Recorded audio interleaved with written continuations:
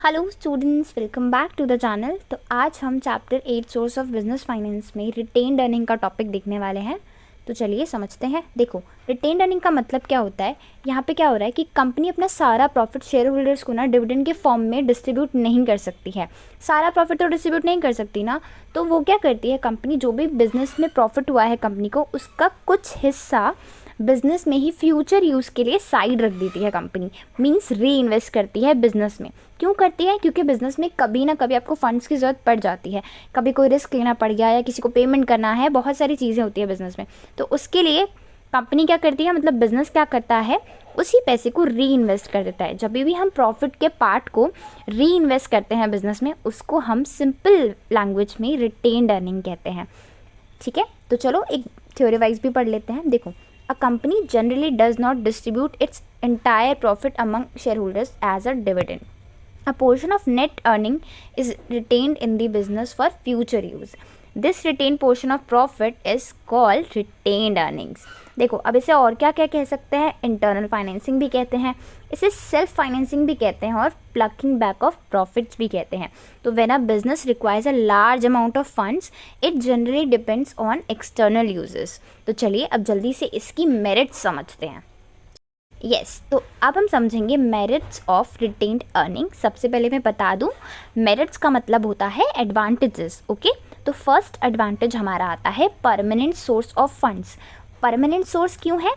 क्योंकि देखो, यहाँ पे क्या हो रहा है कि आपको किसी और से, आउटसाइडर से पैसे नहीं लेने पड़ रहे हैं, फंड्स नहीं लेने पड़ रहे हैं। आप बिजनेस में ही जो प्रॉफिट कमाया है उसी प्रॉफिट को री इन्वेस्ट कर रहे हो। तो ये तो परमानेंट सोर्स ऑफ फंड्स हो गया। आप हमेशा से लॉन्ग टर्म के लिए ये चीज़ कर सकते हो, इसलिए इसे long term source of finance भी कहा जाता है।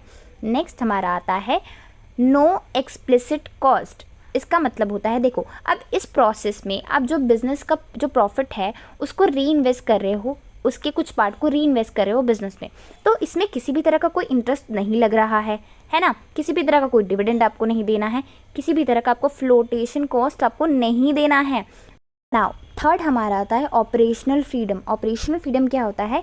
Since funds are generated internally, the business enjoy greater operational freedom, more flexibility in decision making.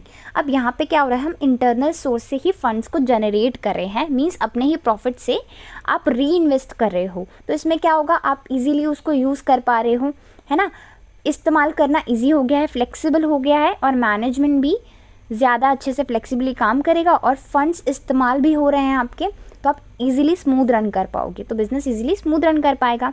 Next हमारा आता है एबिलिटी टू एब्जॉर्ब लॉसेस।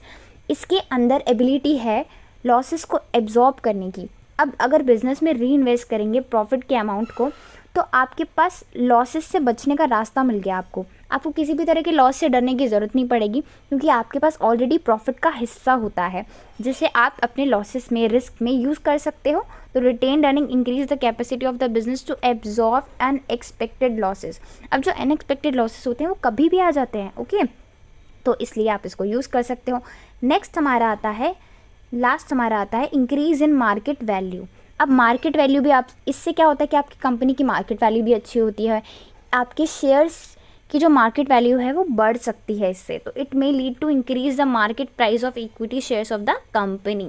तो आई होप आपको समझ में आया होगा। नेक्स्ट वीडियो में हम इसकी लिमिटेशंस देखने वाले हैं। तब तक के लिए मिलते हैं नेक्स्ट वीडियो में। और प्लीज़ अगर आपको मेरी वीडियो अच्छी लगी हो तो प्लीज़ चैनल को सब्सक्राइब कर दो, लाइक कर दो। तब तक के लिए राधे राधे।